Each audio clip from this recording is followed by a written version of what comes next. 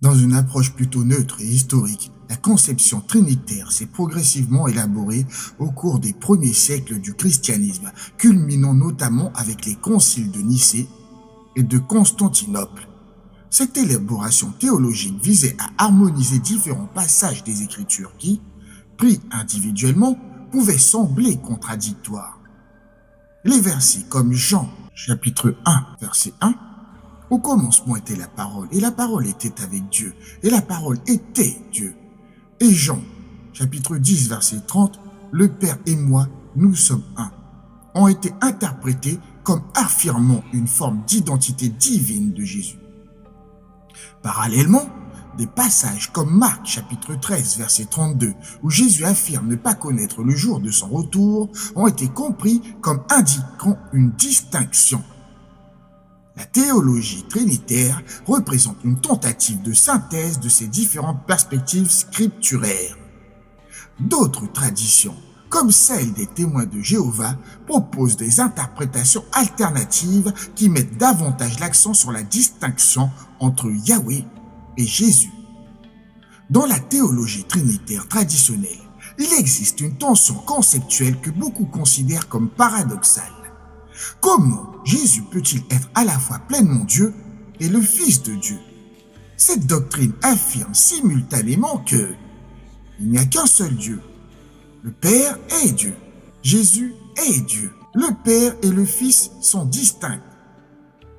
Pour les témoins de Jéhovah et d'autres traditions non trinitaires, cette formulation semble contradictoire. Leur lecture des versets que nous explorerons dans la vidéo les amène à conclure que Jésus, bien qu'étant un être divin de très haut rang, n'est pas Yahweh lui-même, mais son premier-né, son fils au sens littéral. Les versets comme Jean chapitre 14 verset 28, le Père est plus grand que moi, ou 1 Corinthiens chapitre 11 verset 3, Dieu est le chef de Christ, sont interprétés littéralement comme indiquant une hiérarchie claire où Jésus est subordonné à Yahweh.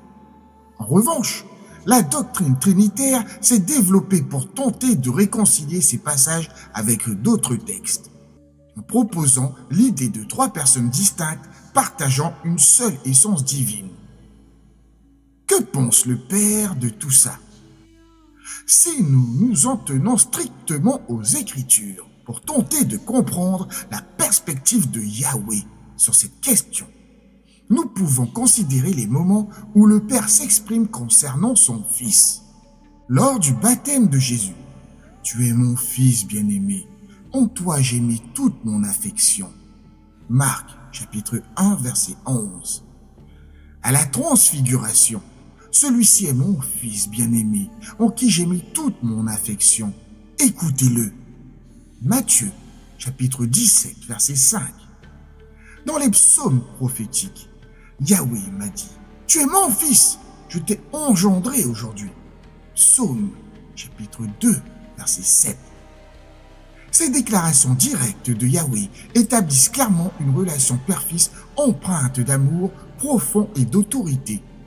Le Père identifie Jésus comme son fils et lui accorde son affection et son approbation complète. Concernant la distinction entre le Père et le Fils, le prophète Ésaïe rapporte « Je suis Yahweh, c'est là mon nom, et je ne donnerai pas ma gloire à un autre. » Ésaïe, chapitre 42, verset 8.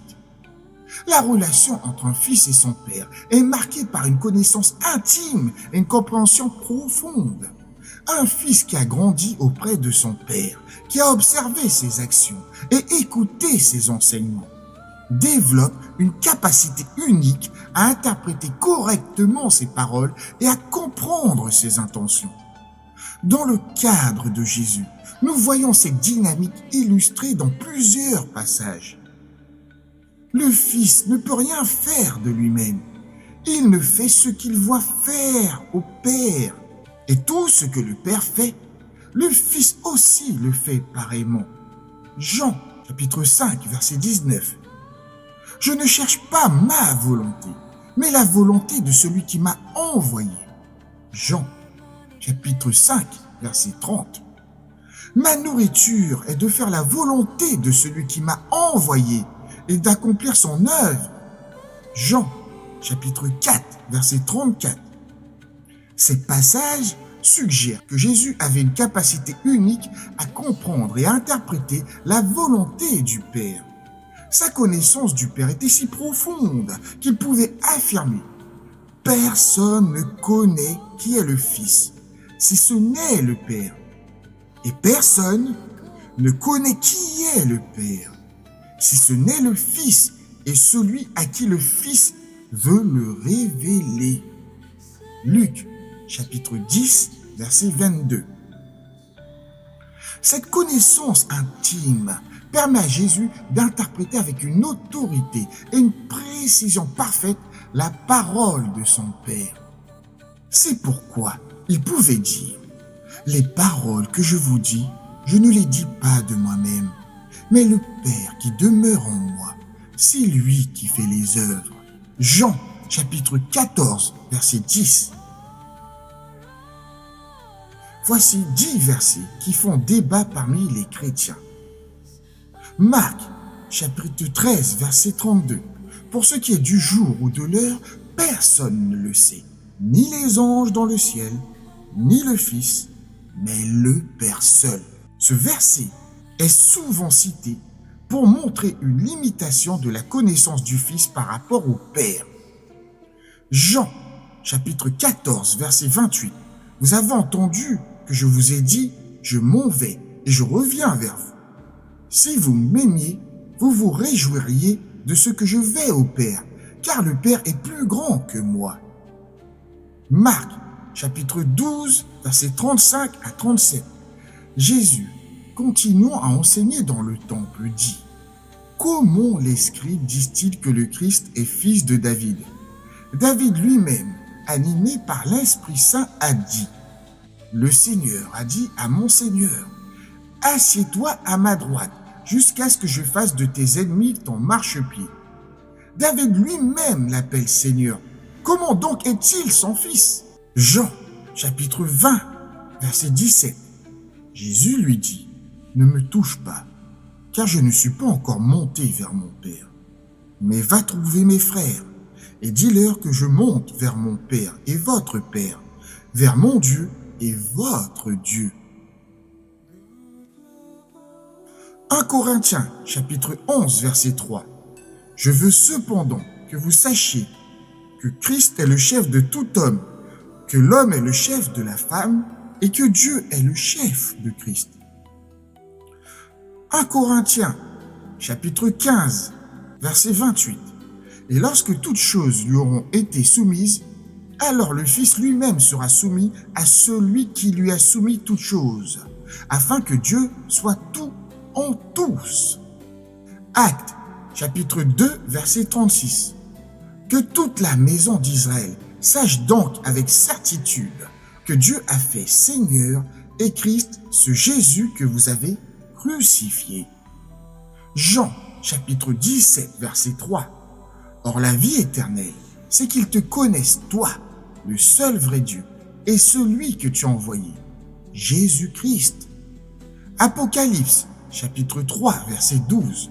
Celui qui vaincra, je ferai de lui une colonne dans le temple de mon Dieu, et il n'en sortira plus. J'écrirai sur lui le nom de mon Dieu, et le nom de la ville de mon Dieu, de la nouvelle Jérusalem, qui descend du ciel d'auprès de mon Dieu, et mon nom nouveau. Colossiens, chapitre 1, verset 15. Il est l'image du Dieu invisible, le premier-né de toute la création. Dans les débats théologiques, plusieurs niveaux d'analyse se superposent. D'abord, la lecture littérale du texte, suivie de l'interprétation, puis l'examen du contexte historique, et enfin l'étude étymologique des termes et leur enracinement dans la tradition abrahamique.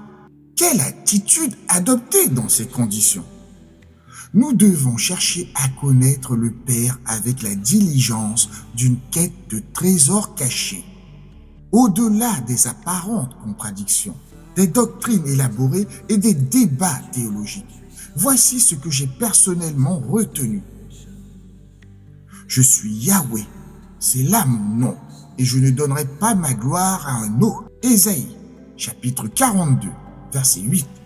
Souvenez-vous des premières choses d'autrefois, car je suis Dieu, et il n'y en a point d'autre. Je suis Dieu, et nul n'est semblable à moi. Annonçons dès le commencement ce qui arrivera par la suite, et longtemps d'avance ce qui n'est pas encore fait. Disant, mon dessein subsistera, et j'exécuterai toute ma volonté.